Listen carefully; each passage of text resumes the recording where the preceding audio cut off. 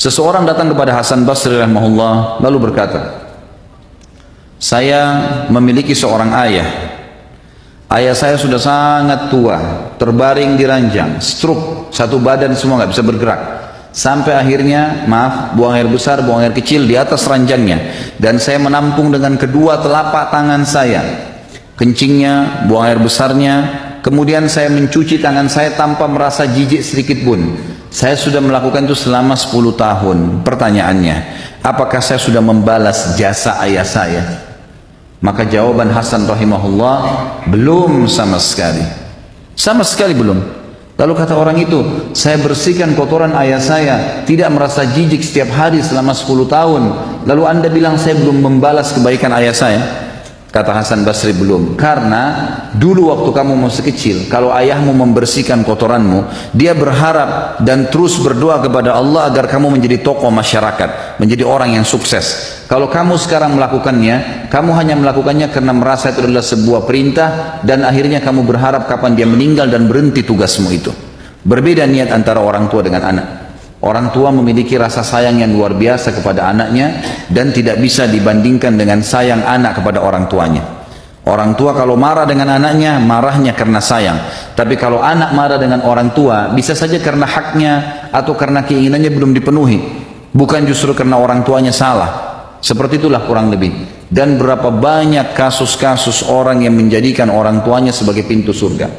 Ingat teman-teman sekalian, seorang ulama salaf pernah berkata waktu ayahnya meninggal, ibunya meninggal dunia, maka dia menangis. Seorang alim ulama lalu ditanya, kenapa anda menangis?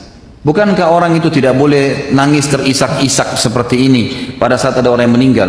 Dia bilang, saya bukan menangis karena orang tua saya ini, ya, karena diahnya secara pribadi, bukan karena diahnya, karena selama dia hidup saya berbakti alhamdulillah. Tapi saya menangis karena dengan matinya ibu saya berarti setengah pintu surga sudah tertutup buat saya. Tinggal ayah saya satu ini dan ini saya harus jaga, dan ini setengah pintunya.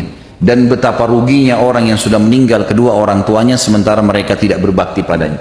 Teman-teman renungi, berapa banyak orang di antara anda yang orang tuanya masih hidup alhamdulillah, cuma kebetulan beda kampung, beda kota, tinggal telepon, tinggal kirimin hadiah, pakaian, makanan, tidak ada susahnya.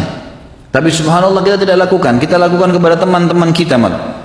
Kita lakukan kepada orang-orang yang kita senangi, yang mungkin tetangga, mungkin sahabat dekat, mungkin orang-orang ini hanya sekedar memberikan peluang-peluang kecil dari urusan dunia, dan kita lupakan kepada orang tua kita. Ini satu hal yang luar biasa yang harus kita perbaiki. Seorang anak muda di Jeddah sempat tervonis di pengadilan, akan divonis di pengadilan karena banyak indikasi, bukti-bukti kalau dia berbuat salah, padahal dia terzalimi. Maka dia menelpon kepada seorang syekh yang saya kebetulan dengar ceramahnya disampaikan tentang kisah ini. Dia bilang, saya pun telepon syekh dan saya berkata, syekh saya 1 jam lagi ini akan divonis di penjara 10 tahun. Ini luar biasa dan saya tidak punya bukti. Saya harus melakukan apa nih? Kata syekhnya, kamu masih punya orang tua yang hidup gak?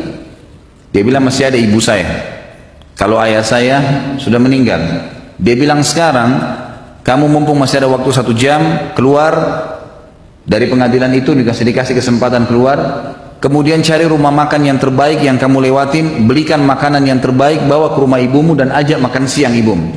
Kata anak muda itu, syekh saya sedang akan divonis di penjara, mana ada waktu saya duduk makan dengan ibu saya. Dia bilang, coba lakukan, niatkan murni, tulus karena ingin bakti dengan orang tua.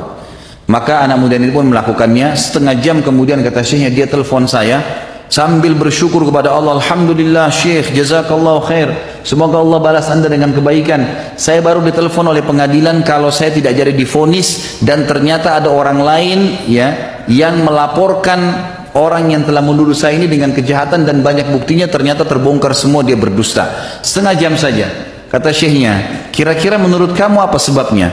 Dia bilang, syekh demi Allah, semenjak saya masuk ke rumah ibu saya dan saya bawakan makanan, ibu saya sambil menangis gembira karena saya berikan makanan. Kemudian dia bilang, mendoakan saya, nak semoga urusanmu mudah. Padahal ibu saya nggak tahu masalah saya.